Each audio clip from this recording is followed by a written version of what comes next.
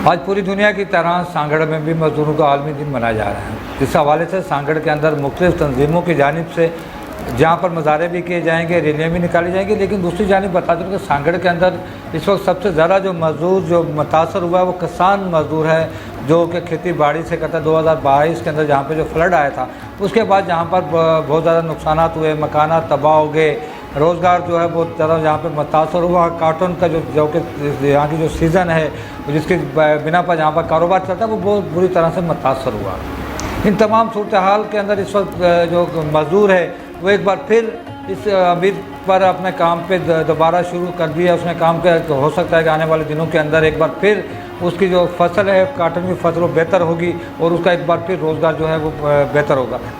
जबकि दूसरी तरफ महंगाई की सूरत ये है कि यहाँ पर बेशुमार जो महंगाई का जो अरूज है वो बहुत ज़्यादा चला गया है। चीनी जो है 4 रोज़ के अंदर तकरीबन 40 रुपये किलो के हिसाब से जो उसका रेट बढ़ा है। ऑयल और गैस के साथ साथ यहाँ पर जो खाने पीने की अशिया जो मुर्गी का जो रेट है वो कभी 700 रुपये किलो चला जाता है और कभी 650 अप डाउन हो रहा है मुसलसल।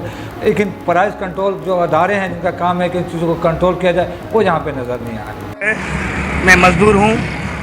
पूरे पाकिस्तान में आज मज़दूर का डे मनाया जा रहा है और ये है कि सूरत हाल ये पूरे पाकिस्तान में हमारे मज़दूर भाइयों का ये हाल है कि कोई मजदूरी पूरी नहीं मिल रही है, काम नहीं मिल रहा है उनके लिए और कुछ बहुत बेरोज़गारी हो गई है। मज़दूर बहुत तंग लगे पड़े हैं, कोई चार्जिंग नहीं मिल रही है, कोई काम नहीं है, कोई धंधा नहीं है, महंगाई बहुत जा रही है। हम मज़दूर बंदे कहाँ जाएं? भाई अब पहले जो हमारा सैलाब आया था वो सारा फसल हमारा बर्बाद हो गया था।